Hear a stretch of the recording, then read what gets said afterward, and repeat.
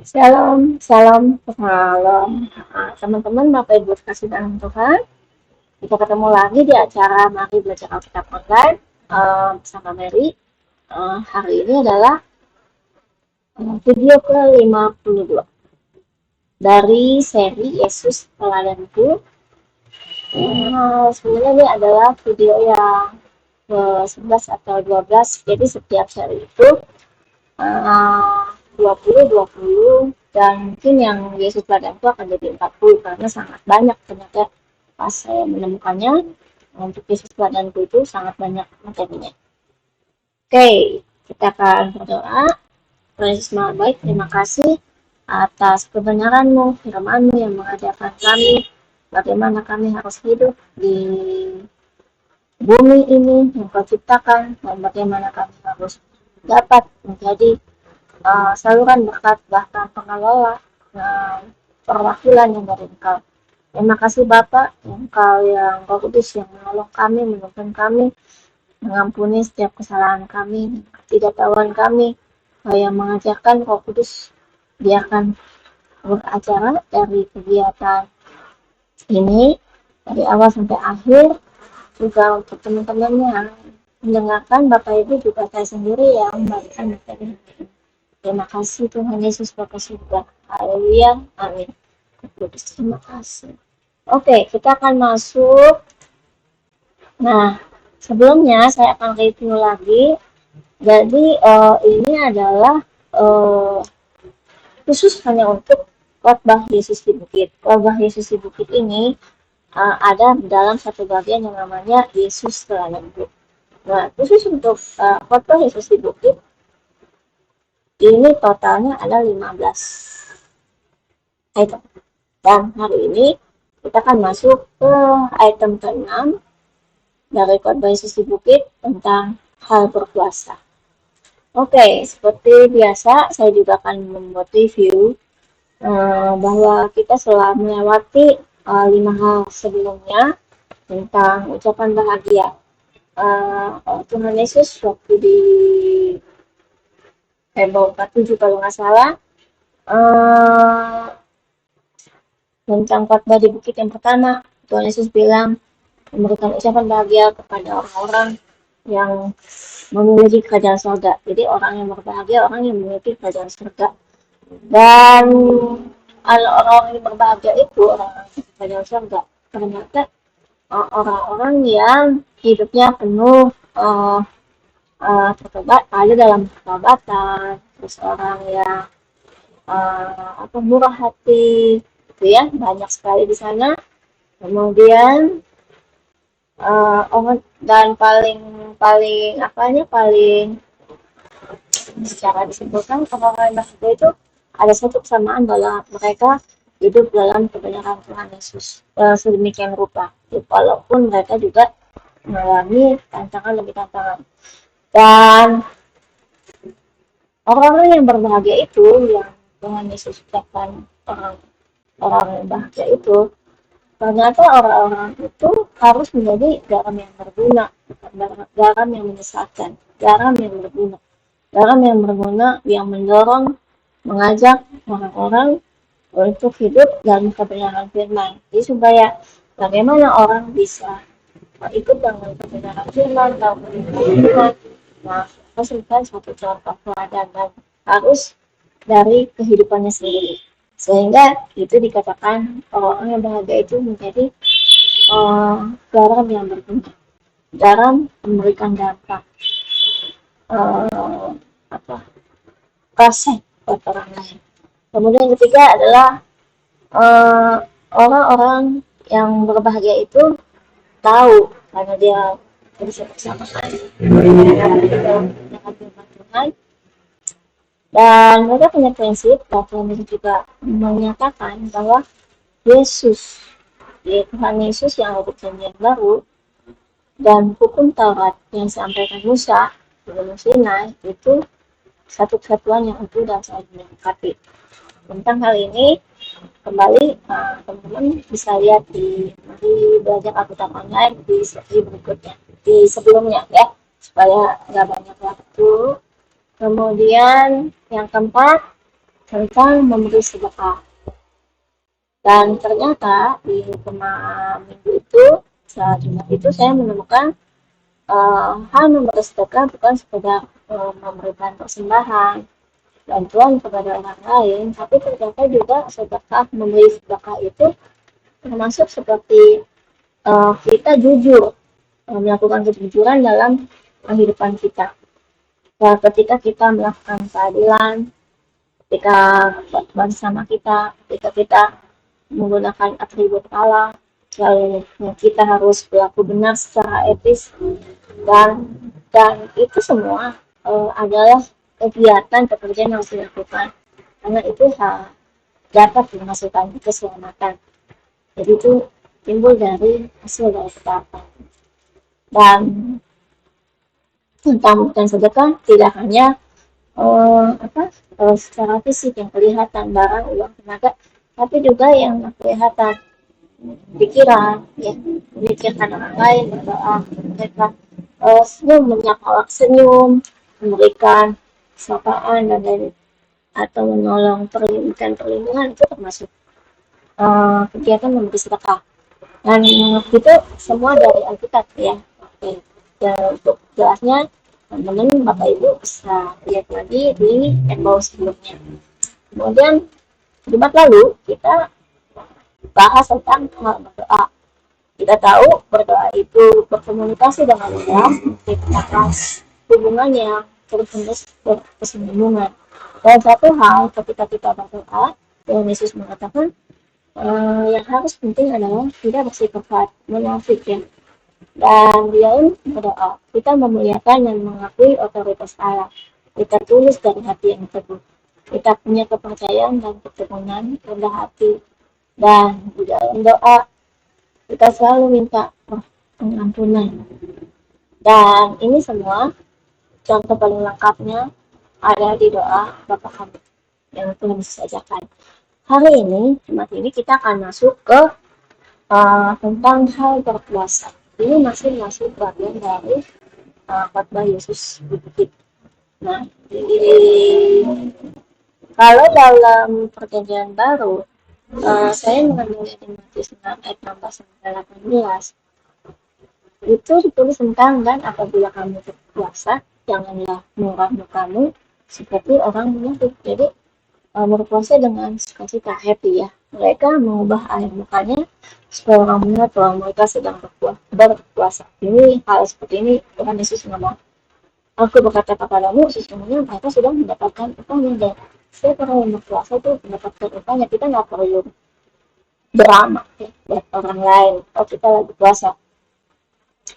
Jadi apabila engkau berpuasa, dan Tuhan mau ini seperti ini, minyaki kepalamu, cuci mukamu, jadi harus datang berseri, supaya jangan dilihat, jangan terlihat bahwa engkau sedang berpuasa.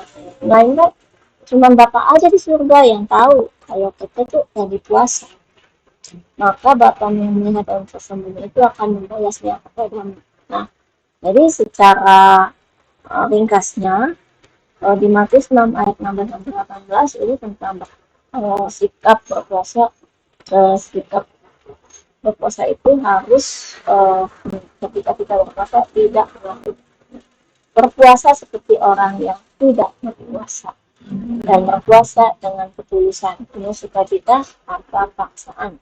Nah, tentang berpuasa ini juga ditulis oleh Rasul Lukas, Rasul Matius, dan Markus. Secara intinya mereka sama isinya, tapi mereka menulis tentang mengapa berpuasa. Jadi hal berpuasa itu dilakukan ketika Tuhan Yesus bilang karena pengantinnya nggak ada. Ketika pengantin sedang ada bersama mereka nggak berpuasa. Artinya ketika pengantin pria bersama mereka akan makan minum bersama, jadi tidak berpuasa. Nah,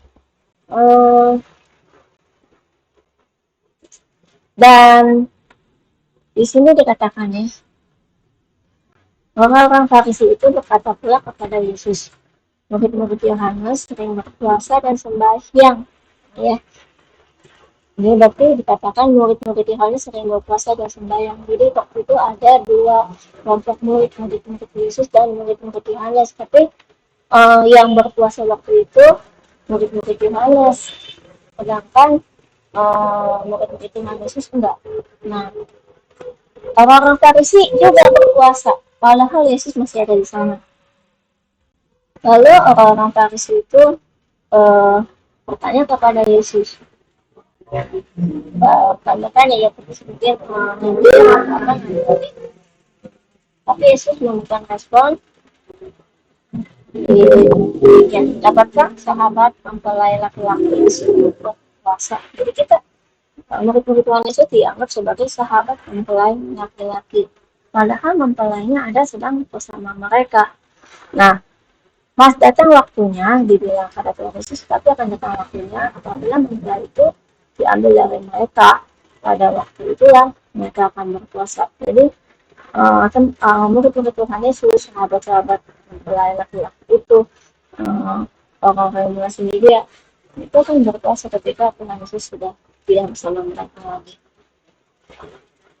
Lalu Tuhan Yesus memberikan contoh tentang baju lama tidak bisa ditambal atau ditambal digabungin sama baju yang dari kain yang baru, karena baju dari kain yang lama itu kan akan lapuk, untuk lapuk nggak bisa nggak bertahan, sedangkan yang baru itu akan kuat ya. Nah, lalu Tuhan Yesus ngomong juga tentang mengisi anggur ke dalam kantong kulit. Nah, kantong kulit tua itu tidak akan bisa menyimpan anggur, karena anggur itu akan merusak, membuat bolong atau membuat apa ya, terpotong, ya, robek gitu ya si kantong kantong kulit itu, karena sifat anggur kan fermentasi.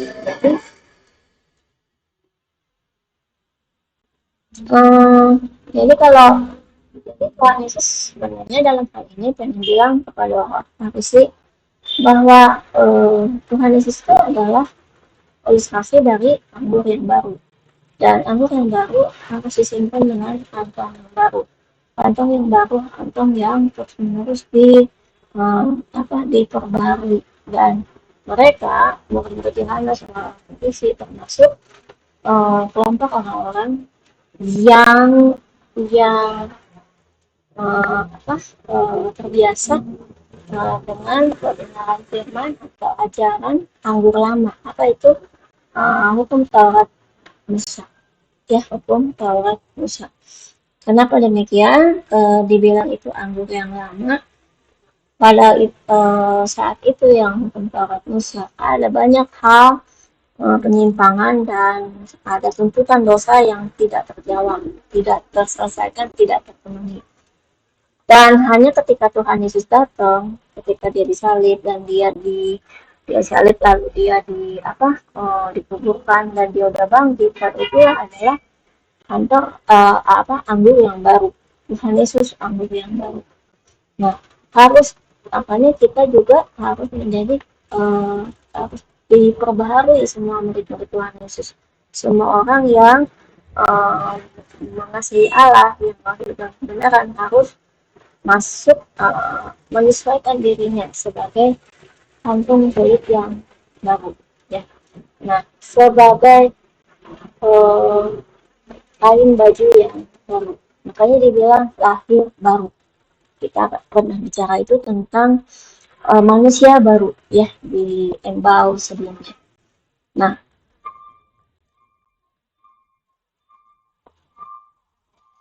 dan Tuhan Yesus juga mengatakan bahwa kalau orang sudah minum, menikmati anggur lama baru,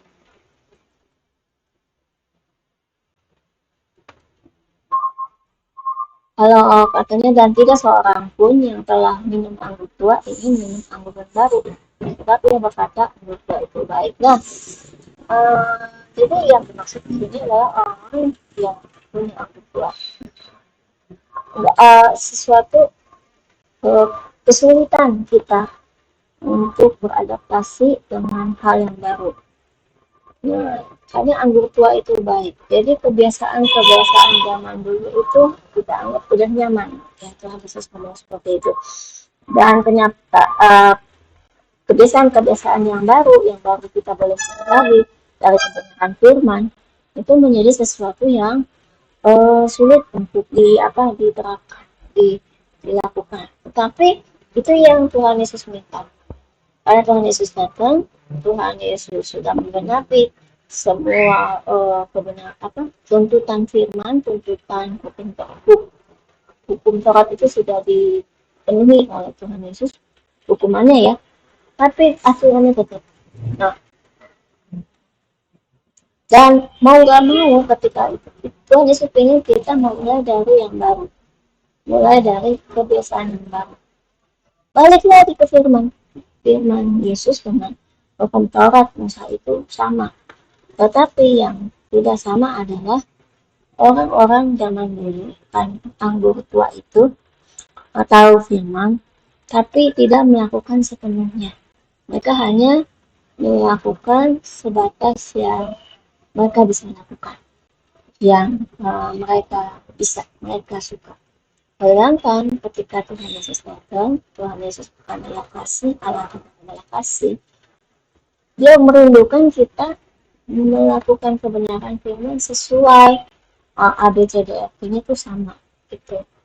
Dan dia juga tahu, Allah tahu, Tuhan Yesus tahu, Roh Kudus tahu bahwa manusia yang kita kalau belum menerima Tuhan Yesus tidak ikut dalam pertobatan, tidak mengakui Tuhan Yesus, kita nggak dapat tuntunan Roh Kudus, kita akan sangat amat sulit untuk hidup di dalam kebenaran. Sangat amat banyak menggoda ya. Nah, jadi apa yang harus dilakukan? Ini adalah kebenaran, bukan kebenaran yang baru, kebenarannya tetap sama, tetapi yang lama itu karena kita melakukan tindakan kenyataan kita melakukan kebenaran itu tidak sesuai. Dan yang baru adalah kita melakukan kebenaran sesuai dengan apa yang Tuhan Yesus minta. Ya, jadi kesimpulannya memang Tuhan Yesus membuat murid-muridnya tidak usah berpuasa seperti murid-murid Yohanes Pembaptis dan orang-orang Farisi. Jadi Tuhan Yesus di sini saya cuma bisa menyampaikan ketika kita berpuasa bukan hanya sekedar terbatas pada soal makan dan minum, tapi berpuasa dalam rangka kita juga meninggalkan masa lalu, kebiasaan lama, hidup dalam pertobatan awal, masa baru, kebiasaan yang baru. Misalnya main game ya, main game online. Dulu saya adalah orang yang memiliki kecanduan untuk bermain game online. Tetapi ketika saya memutuskan untuk saya mau memberikan yang lebih lagi, saya memutuskan itu dan saya memulai awal yang baru. Dan saya tidak lagi bermain online. Walaupun pada awal-awal itu sangat tergoda dan amat tergoda, sampai saya harus menghapus semua program game yang ada di HP, di laptop, di iPad ya. Saya punya semua saya hapus dan mulai mencoba mengganti rutinitas kebiasaan-kebiasaan. Misalnya dari yang nggak suka berdoa, takut sama sesuatu yang sedikit takut kesendirian, dan saya belajar untuk melakukan hal itu berulang-ulang. Misalnya juga berdoa di waktu pagi subuh ketika orang-orang masih tidur, itu adalah suatu kebiasaan yang baru dan itu hanya dapat kita bisa pengertian ketika kita berbakti, dan Tuhan menginginkan hal itu demikian. Dan ini sangat berhubungan dengan ucapan bahagia. Orang memberikan orang-orang yang berbahagia kata Tuhan Yesus yang memiliki kerajaan surga. Dan bagaimana mereka bisa memiliki kerajaan surga? Karena mereka udah punya kebiasaan yang baru. Mereka sudah hidup dalam pertobatan awal masa yang baru. Sehingga kita nggak bakal lagi uh, apa uh, nggak bakal lagi menyukai lagi anggur yang tua. Anggur yang tua itu kan anggur yang difermentasi ya. Uh, Banyak gasnya, banyak alkoholnya mungkin. Bagaimana dengan anggur yang baru itu yang benar-benar fresh ya. Dan anggur yang baru hanya simpan di kantong ya baru juga. Nah, itu yang Tuhan inginkan. Tuhan selalu memberikan firman, dan memang firman itu Alkitab satu buku itu yang kita baca dan sudah sampai Wahyu ditulisnya sudah ribuan tahun, tetapi ketika kita membacanya, mempelajarinya, itu dalam kebenaran firman, berkomitmen, itu akan menjadi sesuatu firman yang baru. Kita akan mendapatkan satu pengertian yang baru, diperbaharui. Dan itu juga ya saya boleh jadi seperti ini karena banyak banget yang saya pelajari ya sejak kegiatan Mari Belajar Alkitab online ini dimulai ya, dan saya menemukan berkat itu. Dan puji Tuhan saya masih tetap menyukai firman ini. Nah, itu di perjanjian baru. Nah, tadi saya udah bilang tentang di Matius, orang yang berpuasa itu tidak munafik, orang yang berpuasa itu tidak menunjukkan mukanya, tidak menunjukkan sedang berpuasa. Berpuasa harus tulus ya. Sedangkan kalau tiga penulis lainnya, Matius, Lukas, dan Markus, menuliskan tentang puasa adalah suatu kegiatan hidup dalam kebiasaan kasih Tuhan ya. Makanya ketika tadi saya sempat murid-murid Tuhan Yesus tadi tidak ingat tidak berpuasa ketika Tuhan Yesus masih bersama mereka. Nah sekarang kita akan cari berpuasa itu dulu untuk apa ya, kegunaannya. Dan di dalam perjanjian lama itu dikatakan di Yesaya 58 ayat 3 dan 4 ditulis tentang kondisi berpuasa yang sia-sia, berpuasa yang nggak berguna. Jadi kalau yang seperti apa ketika kita berpuasa, kita tetap berbantahan, kita saling pukul, kita bertindak semena-mena, dan itu puasa yang tidak mendatangkan hasil. Ini adalah konsep berpuasa anggur lama ya, dan itu tidak berguna. Jadi bagaimana ketika kita berpuasa? Ya harus hidup di dalam kasih Tuhan itu. Terus kita memberikan kasih, melakukan tindakan pelayanan, tindak adil, tadi kan berhubungan semuanya. Dan yang berikutnya adalah apa yang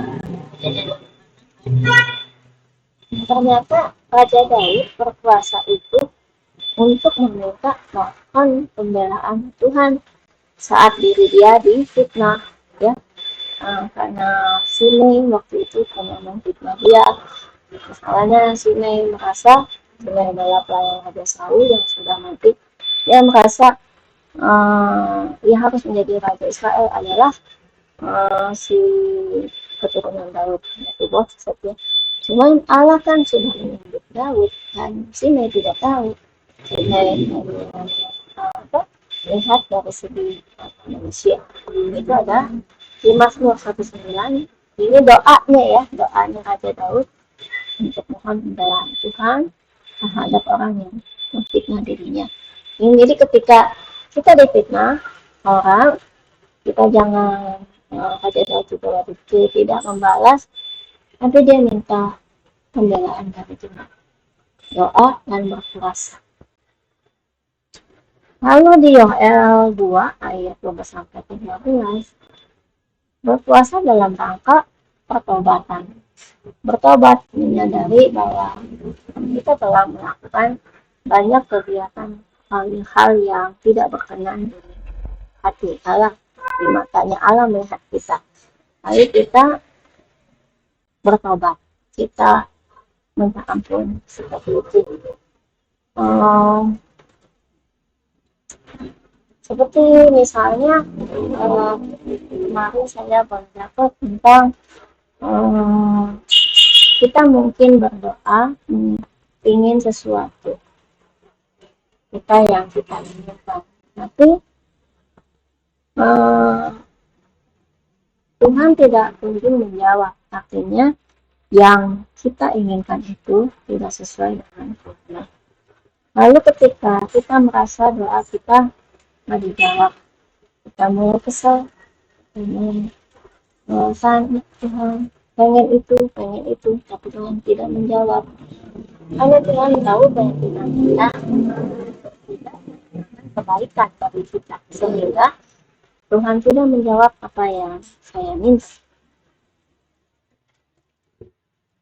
Dan itu termasuk suatu tindakan yang mendukakan Allah sendiri ya, dengan sikap kita seperti itu maksa. Dan saya pikir saya menemukan bahwa saat itu saya harus masuk ke dalam rangka pertobatan, dan saya tidak benar-benar minta ampun karena memaksakan sesuatu itu. Itu yang menangis kita salah dan mengadu banyak hal tentang kesulitan pergumulan kita dan lainnya. Lalu di Esra dan Ester juga berpuasa dalam rangka memohon keamanan dan perlindungan Tuhan. Esra di sini berdoa mohon keamanan dan perlindungan Tuhan karena dia dalam rangka mau membangun tembok soal David. Banyak yang jahat sama mereka, pengen tembok itu dibangun. Lalu juga Ratu Esther, dia berpuasa selama 3 hari supaya apa? Orang-orang Israel tidak dihukum semuanya di Raja Babel ya, maksudnya, atau di kerajaan Tahasta itu ya. Sehingga ada kesamaan yang dilakukan antara Esra dan Esther.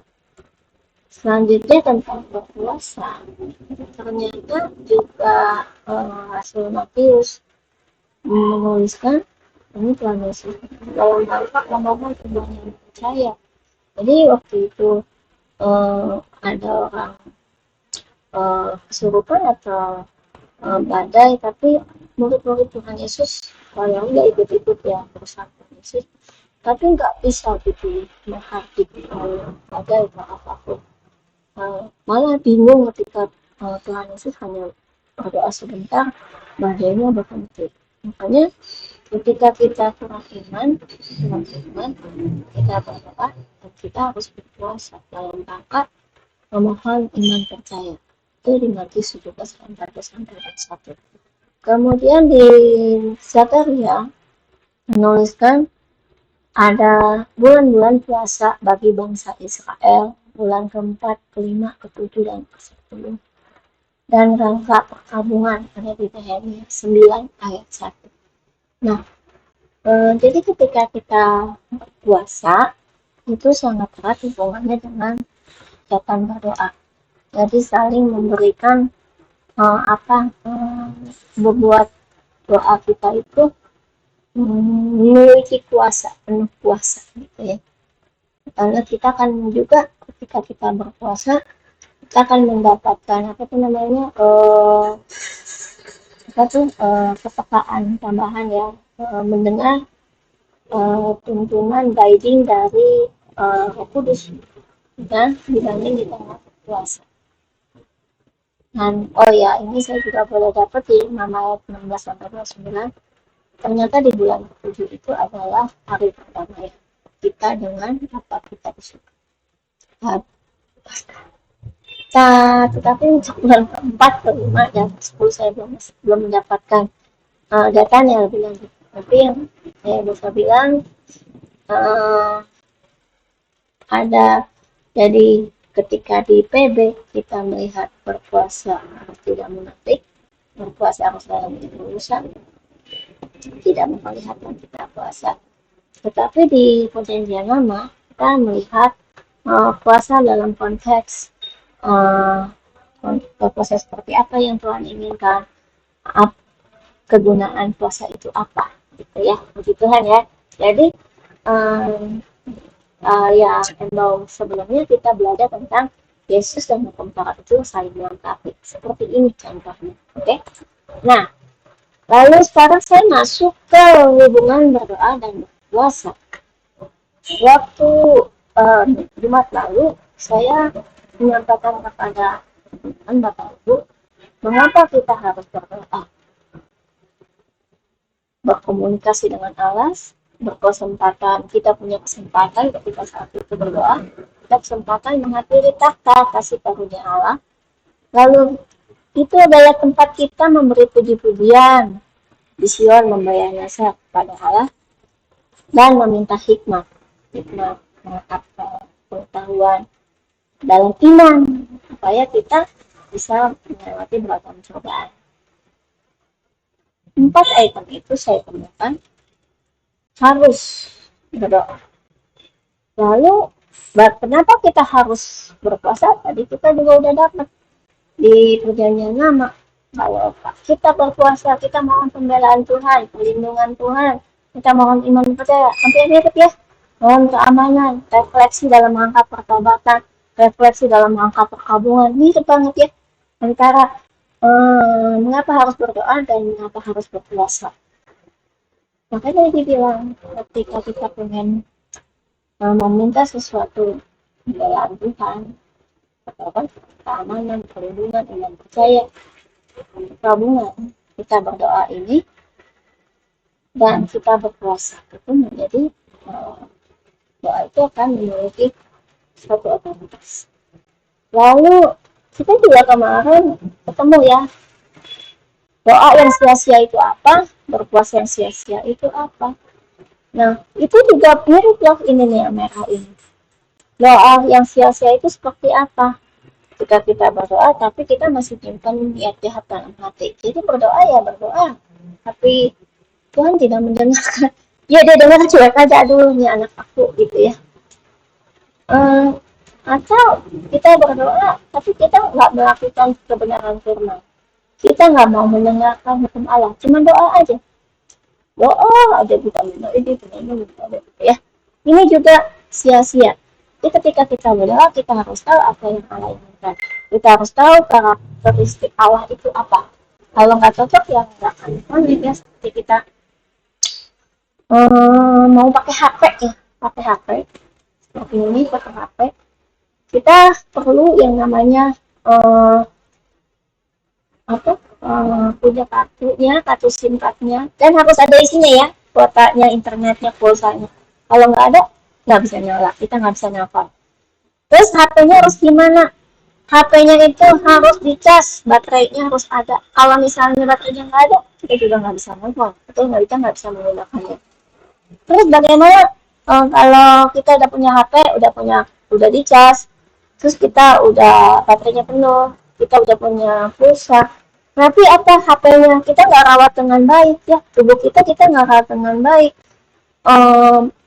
kita banting-banting misalnya, atau kita nggak pernah bersihin sembarangan taruh di lumpuran, taruh di kulkas misalnya, atau kena kuah daging gitu, atau makan bakso gitu, jadi misalnya handphonenya jadi kotor, itu kan sangat mengganggu ketika kita mau menggunakan handphonenya, benar.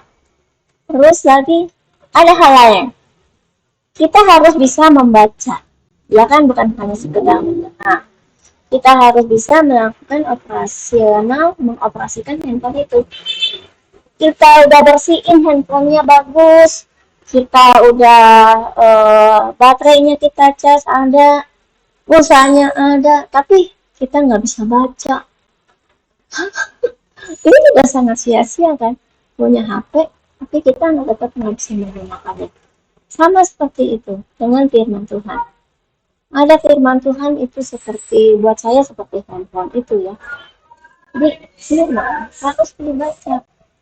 Jika kita nggak membacanya, kita nggak akan tahu bagaimana cara memakainya, bagaimana kita bisa menyenangkan hati Tuhan, bagaimana kita berdoa yang Tuhan mau kayak gimana sih.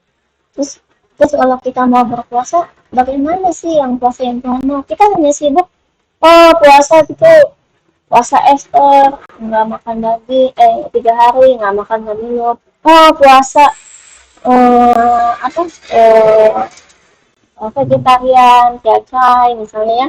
Atau puasa itu hanya menahan hawa nafsu. Oke, tapi nggak ada konteksnya mau untuk apa puasanya. Kan tadi dijelaskan puasa harus tahu maksud dan tujuannya, kepentingannya apa. Lalu sama juga ketika kita berdoa, kita cuma minta pada Tuhan ya. Memang boleh ya kan, kita minta apa saja yang kita lakukan, yang kita inginkan, Tuhan akan menjawab. Tapi kita nggak pernah baca firman Tuhan. Atau kita datang ke gereja kuping kanan kuping kiri, plek masuk keluar masuk aja tuh ya. Terus kalau tiba-tiba satu hari kita kesel sama orang, dalam doa kita bilang, Tuhan tolong hukum orang ini, bikin dia begini. Apakah doa yang seperti itu cocok dengan firman Tuhan? Tidak kan, karena kita tahu firman. Tapi orang itu terus berdoa demikian, karena dia nggak tahu firman itu apa. Dia hanya bilang, dia takut bahwa berdoa saja, minta apa saja, bahwa Tuhan akan mendengarkan. Wow. Nah, jadi ini adalah hal berdoa dan berpuasa. Ada yang memiliki otoritas puasa dan yang masuk dalam kriteria didengar, sama yang sia-sia. Nah, ini saya masuk ke contoh kasus, ada Nehemia. Nabi Nehemia berdoa dan berpuasa. Di Nehemia 1 ada seorang dari suku Yehuda, Hanani, datang kepada Nabi Nehemia. Dia ngasih tahu tentang orang-orang yang masih tinggal di Yerusalem.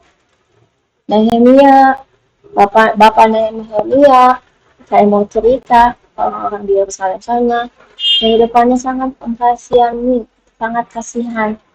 Temboknya nggak ada, pintu-pintu gerbang udah dibakar.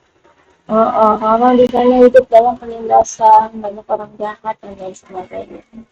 Lalu ketika Hanani datang, Nehemia itu jadi sedih dengar cerita Hanani itu. Lalu dia berkabung dan berpuasa kepada Allah. Apa yang dia minta? Perlindungan buat orang-orang yang masih tinggal di Israel, saudaranya dia orang Yehuda. Nah, ketika orang di sana mungkin nggak tahu ya masih berdoa atau enggak, tapi Nehemia minta ampun kepada Tuhan buat orang-orang itu. Bahkan dia juga minta ampun buat dirinya sendiri. Minta belas kasihan supaya Allah mengasihani dia juga orang-orang yang ada di Yerusalem. Itu yang dia lakukan, berkabung. Dia menangis, berpuasa, dan berdoa. Lalu masuk di Nehemia juga. Dikatakan bahwa karena Nehemia itu di dalam Alkitab, Nehemia itu adalah nabi, tetapi dia juga diambil menjadi juru minum raja, jadi budak ya, apa orang-orang yang kerja dengan raja. Allah mendengarkan doa Nehemia buat teman-temannya, saudara-saudaranya yang ada di Yerusalem. Ketika Allah mendengarkan, apakah Allah tidak memberikan serta-merta mujizat yang tiba-tiba kota Yerusalemnya nggak ada penjahatnya lagi, ya tiba-tiba temboknya akan berdiri begitu saja, gitu ya? Tidak demikian. Jika Allah mengucapkan doa. Nah, Nabi Nehemia ini Allah menggerakkan Raja Artasasta, bosnya si Nehemia ini. Jika Allah mendengarkan doa, dia menggerakkan Raja Artasasta. Dan Allah menggerakkan hati Artasasta, berbelas kasihan, mengabulkan permintaannya, dan dia mendukung Nabi Nehemia untuk kembali membangun Yerusalem, tembok Yerusalem. Dan ya, jadi Tuhan, pekerjaan Tuhan itu, ketika Tuhan hendak menjawab doa kita, tidak seperti tongkat sihir yang sering langsung jadi. Ada orang yang ditunjuk. Ya mungkin orang-orang yang tinggal di Yerusalem itu memang juga berdoa. Lalu ada juga pesan itu nyampe ke Nabi Nehemia. Nabi Nehemia berdoa. Lalu Tuhan sudah mendengar banyak orang Israel berdoa. Ya. Lalu Tuhan mengirim lagi orang lain, Raja Artasasta, bosnya Nehemia, untuk melakukan bagiannya, mendukung Nehemia untuk membangun kembali tembok Yerusalem. Dan tidak hanya Artasasta, ada orang-orang lagi yang Tuhan sudah persiapkan untuk membantu Nehemia melakukan tugasnya. Dan juga ada ujiannya dari Tuhan. Jadi walaupun banyak penindas di sana, tetap Tuhan bikin Nehemia itu harus tetap berwaspada. Walaupun ada raja yang mendukung, ada orang yang membantunya, tetap ada orang-orang yang nggak suka dengan pembangunan kembali tembok Yerusalem. Sehingga Nehemia ketemu Sanballat, Tobia, dan Geshem. Ini sebagai orang-orang ya saya anggap menolong Nehemia menemukan Tuhan yang sesungguhnya. Nah, ini kesimpulan kajian yang tadi.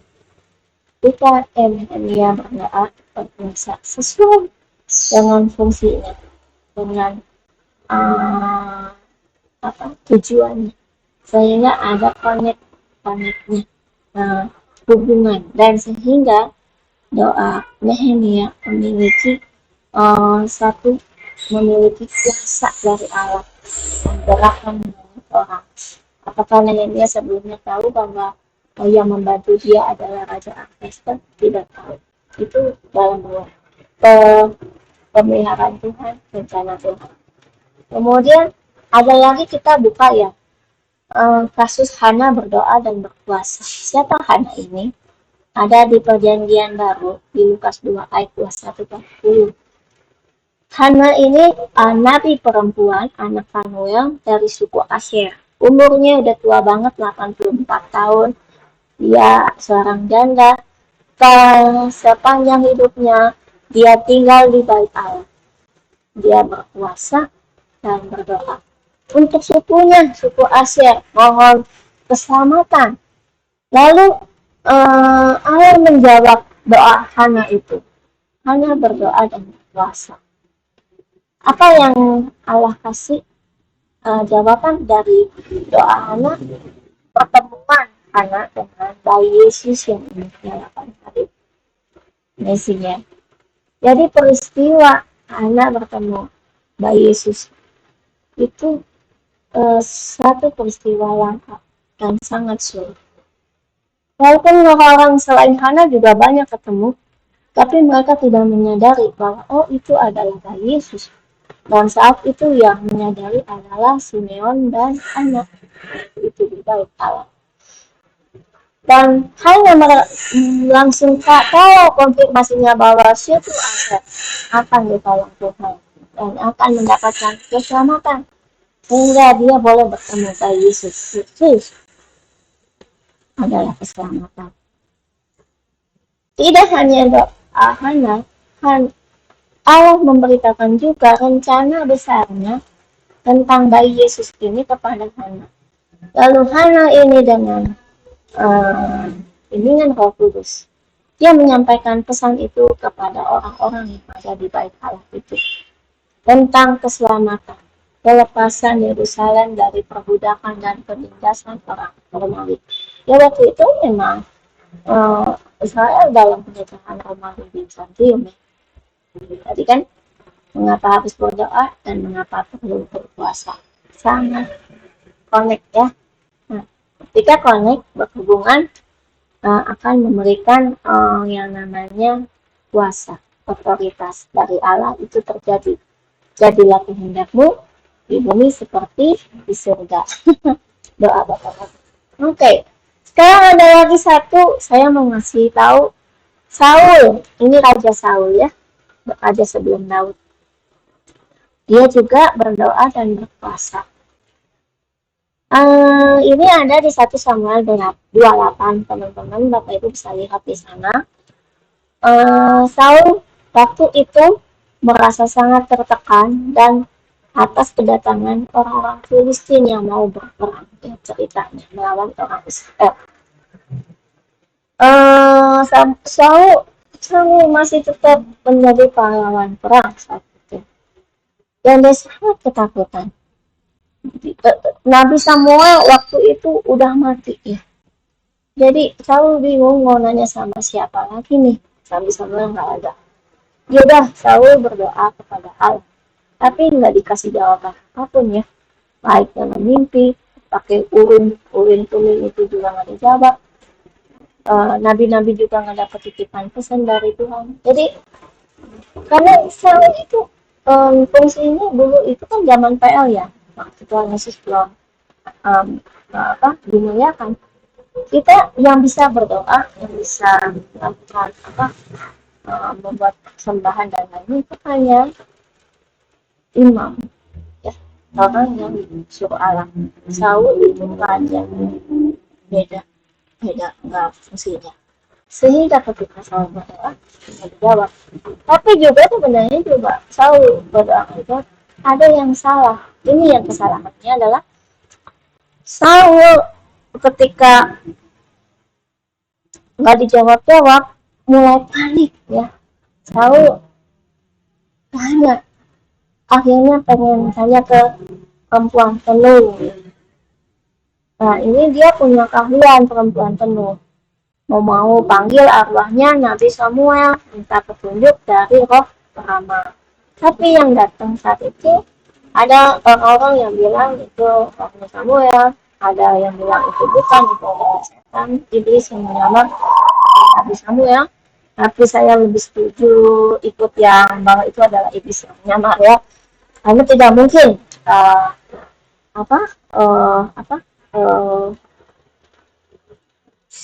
perempuan tenung ini bisa memanggil rohnya Samuel, karena Samuel itu akan utusan Allah ya, Nabi Allah nggak mungkin.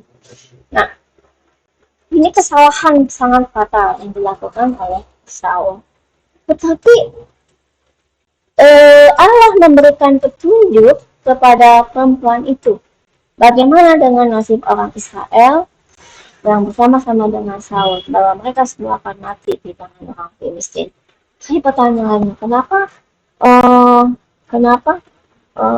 Allah bisa memberikan informasi ini? Ketika si perempuan tenung itu memanggil roh arwah, roh beramal, roh tunjuk ya, kan itu iblis ya yang bekerja di alam roh. Iblis itu juga tahu apa yang menjadi rencana Allah, dan itu dia kasih tahu gitu loh. Jadi iblis ini tahu dari Allah atas rencananya buat Saul dan orang itu, dan iblis itu memberitahu kepada si perempuan penuh. Dan di 1 Samuel 28 dibilang sama Saul itu sangat ketakutan dan tidak bertenaga. Dia sehari semalam gak makan. Ini artinya sebelum dia datang ke si perempuan penuh ini, dia berdoa dan berpuasa. Tetapi doa yang dia lakukan sama puasa yang dia lakukan sia-sia ya, nggak bermanfaat. Dia punya niat yang jahat dalam hati, doa sama Allah, minta perlindungan tapi dengan Allah, tapi nggak mau mendengarkan Allah. Doa kan tadi manggil orang mati, arwah berdoa dengan bibir dusta, nggak ngakuin kalau kesalahannya. Terus saat berpuasa tetap berpantangan, saling pukul, berpindah kemana-mana. Dia sama Raja Daud sama si Daud nggak baik kan, dia menganggap Saul Daud itu rival, musuh. Lalu bagaimana? Ini saya ketemu di Imamat 20 ayat 6. Ini udah ditetapkan dari zaman PL. Orang yang berpaling kepada Allah atau kepada orang-orang beramal, yakni yang berzina, ini termasuk berzina loh itu ya, bertanya kepada mereka, aku sendiri akan menentang orang itu dan menanyakan dia dari tengah-tengah bangsanya. Jadi buat teman-teman yang bapak ibu yang masih semoga tidak ada lagi karena tidak tahu, pokoknya itu hal yang tidak boleh kita lakukan. Allah akan menentang orang itu dan melenyapkan dia. Sangat takut ya. Ini tadi saya udah kasih 3 contoh Nabi Nehemia, Nabi Hana yang berdoa berpuasa dan menemukan jawabannya. Kalau ada Saul yang berdoa berpuasa tapi tidak mendapatkan jawaban, juga tidak mendapatkan apa-apa. Nah, sekarang kita sampai pada satu kesimpulan, hal berpuasa. Kesimpulannya bahwa ketentuan fisik saat melakukan puasa itu sama dengan ketentuan non fisik saat berdoa.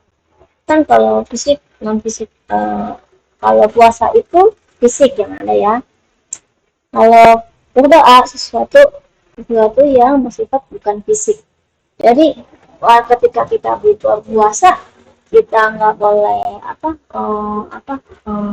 munafik katanya ya, nggak boleh di lemes-lemesin, nggak boleh, kita harus nggak seperti orang yang nggak berpuasa. Lalu ketika kita berdoa juga sama, nggak boleh pakai kata-kata yang bertele-tele, ya kan? Nggak boleh munafik dan lain sebagainya, ada di yang bawah sebelumnya. Terus kegiatan puasa sebagai suatu bentuk permintaan khusus. Kita berpuasa. Ada satu permintaan khusus penting segera kepada Allah. Apa itu? Pembelaan, pertobatan, keamanan, perlindungan, iman percaya, dan perlindungan. Kemudian kesimpulan yang saya ambil lagi tentang hal berpuasa adalah ketika kita berpuasa sesuai dengan yang kita katakan, yang Allah inginkan, kebenaran firman, itu akan mendatangkan kuasa Allah. Sehingga doa dan ibadahnya kita yang dilakukan akan memberikan manfaat, dampak bagi orang sekitar kita, lingkungan kita. Alkitab sudah menuliskannya demikian, ya. Dan saya pikir juga teman-teman bakal berkenan Tuhan, ada banyak yang kesaksian. Mungkin Bapak Ibu teman-teman bisa tulis di kolom chat YouTube ini. Terima kasih buat teman-teman yang punya pengalaman. Nah, kita akan selesai di kegiatan Endo ini. Kita akan berdoa. Dan minggu depan Jumat kita akan bertemu lagi dengan topik hal mengumpulkan harta. Tuhan Yesus yang Maha Baik, terima kasih atas segala kebaikan dan kebenaran-Mu, atas kebaikan kesabaran-Mu, sehingga kami masih boleh dikasihkan hidup dalam kebenaran Engkau. Tolong kami Tuhan, Engkau membukakan lebih lagi dari kebenaran firman-Mu, ya kan Roh Kudus yang menolong kami dan kami semakin peka dan kami mungkin yang teman-teman Bapak Ibu kasihan Tuhan yang hendak berdoa, hendak berpuasa, tetapi yang mungkin masih merasa belum bisa, ya kan Roh Kudus memimpin kita semua, Anda semua, bimbing kita semua boleh melihat puasa, doa dan puasa itu sangat terjadi bagi kita masing-masing. Terima kasih Bapak, terima kasih Tuhan Yesus, terima kasih Roh Kudus. Haleluya. Terima kasih Bapak Ibu sekalian Tuhan. Kita sudah selesai, sampai ketemu di Jumat mendatang. Tuhan Yesus memberkati.